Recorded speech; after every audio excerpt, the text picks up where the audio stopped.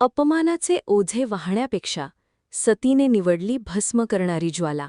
अन्यायापुढे मौन बाळगण्यापेक्षा द्रौपदीने पुकारला संघर्षाचा धावा. महालातल्या सुखाच्या तडजोडीपेक्षा सीतेने पत्करला सन्मानाचा वनवास. काळ कितीही बदलला तरी इतिहास देतोय एकच धडा: स्त्रीने स्वतःच्या स्वाभिमानाशी कधीच करू नये तडजोड. आज मी थेट तुझ्याशी बोलतीये. हो, तुझ्याशीच, जी आता हा व्हिडिओ बघतीये. कदाचित तू ऑफिसला जाण्याच्या गडबडीत असशील किंवा दिवसभराची सगळी कामं आटपून रात्रीच्या शांततेत स्वतःसाठी थोडा वेळ काढून मोबाईल बघत असशील.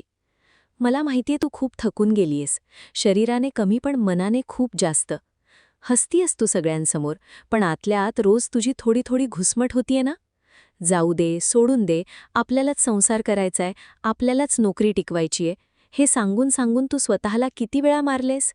किती वेळा बाथरूममध्ये जाऊन नळ चालू करून रडून घेतलेस आणि बाहेर येऊन पुन्हा चेहऱ्यावर एक खोटा हास्य आणून काही नाही झालं असं दाखवलेस? आज मी तुला कोणतंही तत्वज्ञान सांगायला आलेली नाहीये. मी तुझी मैत्रीण, तुझी ताई म्हणून तुझ्याशी बोलायला आलीये. कारण मला तुझी ही रोजची तडजोड आता पाहवत नाही.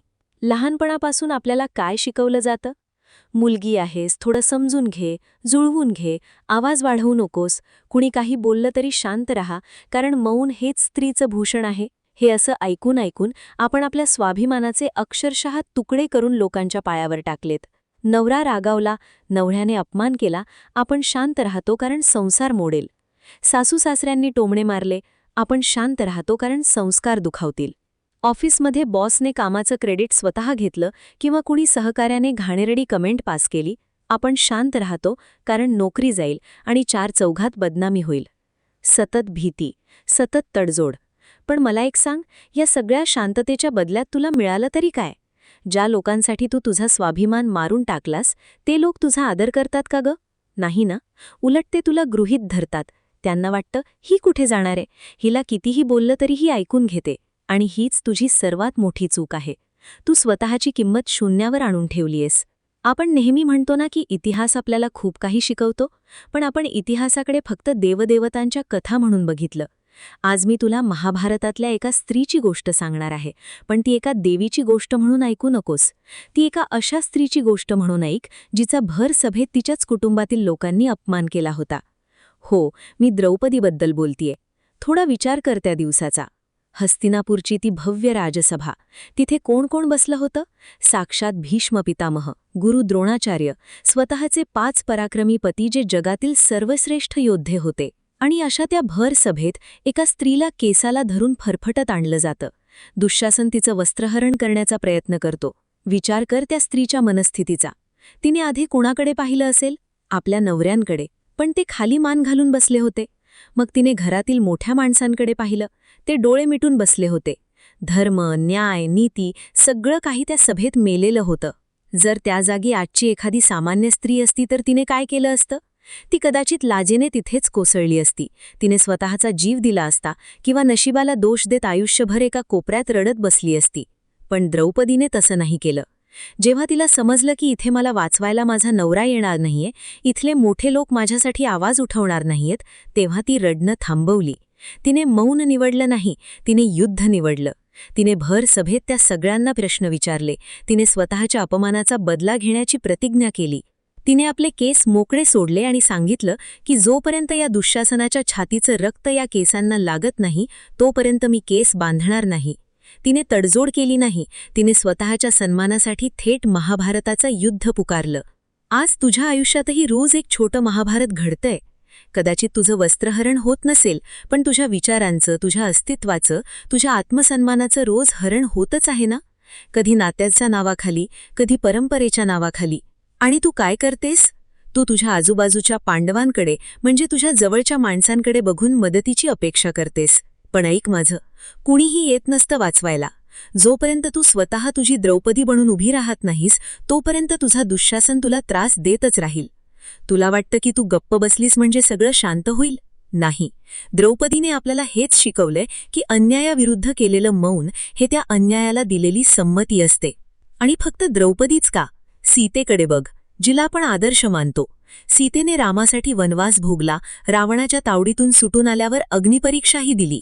पण जेव्हा पुन्हा एकदा तिच्या चारित्र्यावर संशय घेण्यात आला, जेव्हा अयोध्येच्या राजमहालात तिला पुन्हा स्वतःला सिद्ध करायला सांगितलं गेलं, तेव्हा त्या सीतेने काय केलं? तिने पुन्हा तडजोड केली नाही. तिने रामाला स्पष्ट सांगितलं की आता बास. तिने राजमहालातलं सुख, राणीपद सगळं सोडून दिलं आणि ती भूमीत सामावून गेली. सीतेने सुखापेक्षा सन्मानाला जवळ केलं. तिला माहिती होतं की जिथे माझा स्वाभिमान नाही, तिथे हे सोन्याचे महाल माझ्या काही कामाचे नाहीत. आणि सतीने स्वतःच्या वडिलांचा, राजा दक्षाचा विरोध पत्करून महादेवाशी लग्न केलं. पण जेव्हा दक्षाने भर यज्ञात महादेवाचा, म्हणजेच तिच्या प्रेमाचा आणि तिच्या अस्तित्वाचा अपमान केला, तेव्हा ती माझे वडीलच आहेत, बोलू दे, असं म्हणून गप्प नाही बसली. तिने त्या अपमानापेक्षा यज्ञाच्या अग्नीत स्वतःला भस्म करणं पसंत केलं. सतीने अपमानावर अग्नी निवडला. तू या तिघींकडून काय शिकतेस? सती, सीता आणि द्रौपदी या तिघींचेही मार्ग वेगळे होते, परिस्थिती वेगळी होती, पण त्यांचा निर्णय एकच होता: माझ्या स्वाभिमानाशी तडजोड नाही.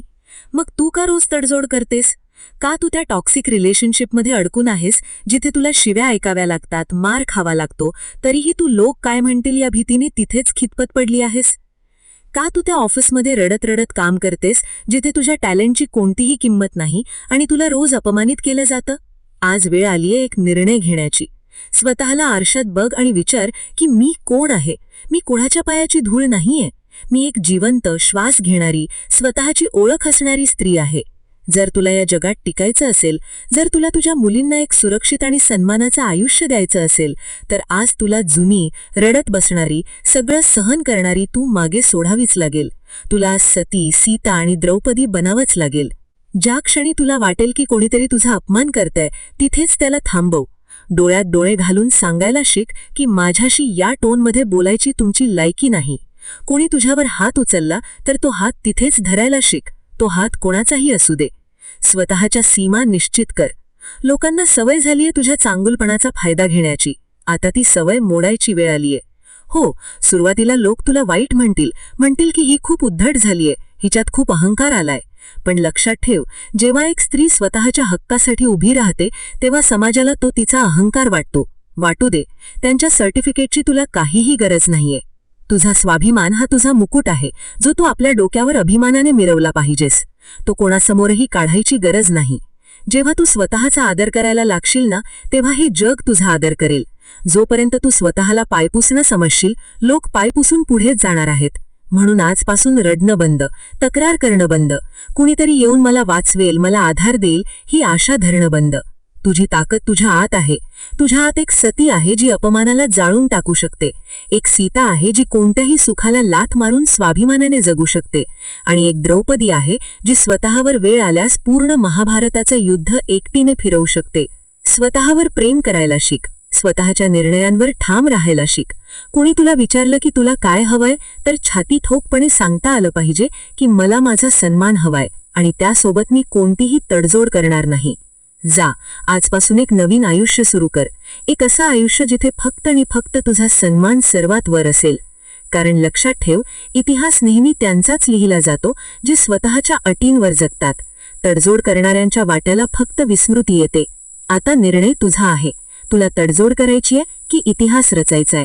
उठ आणि सिद्ध कर स्वतःला. तू कमजोर नाहीस, तू एक रणरागिणी आहेस.